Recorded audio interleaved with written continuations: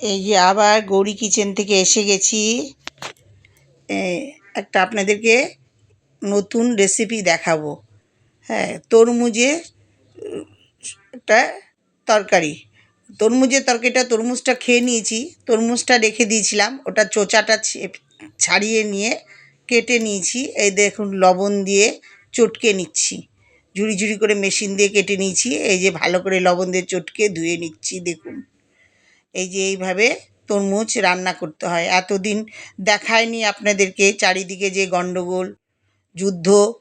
হ্যাঁ, এই যে দেখুন, এই যে তেজপাতা, পাঁচফোড়ন, শুকনো লঙ্কা ফোড়ন দিব। এই যে তেলের মধ্যে তেল দিয়েছি কড়াইয়ের মধ্যে, এই যে ফোড়ন দিচ্ছি।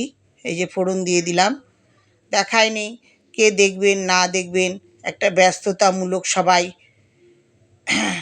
আমাদের ভারতবর্ষের সাথে পাকিস্তানের যুদ্ধ, এটা একটা কম ব্যাপার। এই যে দেখুন তরমুজগুলো ছেড়ে দিয়েছি, দেখাতে পারি নাই বা নিজে থেকেও দেখাই নাই আপনাদেরকে। যিনি দেখুন এই যে তরমুজগুলো ছেড়ে দিয়েছি। সুন্দর এই রান্নাটা, এত সুন্দর যে এত সুন্দর লাগে আপনারা বুঝতেই পারবেন না। এই পেঁয়াজ দিয়েছি এর মধ্যে, পেঁয়াজ আর তরমুজগুলো ঘষে ঘষে বেশ সুন্দর ঘুষনির মধ্যে দিয়ে দিয়েছি সুন্দর করে।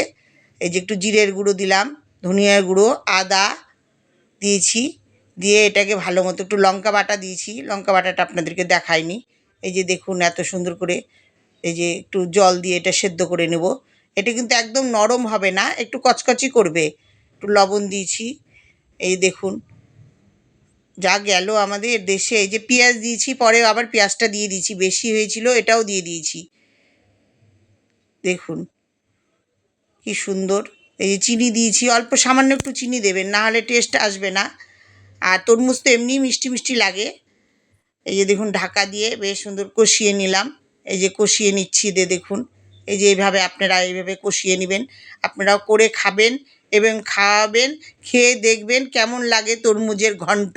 এটাকে বলে তরমুজের ঘন্ট। রেসিপিটা হচ্ছে তরমুজের একটা ঘন্ট। তরমুজটা খেয়ে নেবেন, আর উপরে যে একটা সাদা থাকে মোটা, ওইটাকে রান্না করছি।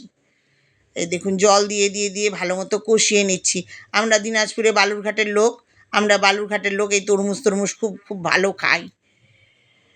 তরমুজও খাই, সবজিও খাই। তরমুজটাকে মোট কথা আমরা পয়সাটা ওয়াসিল করি।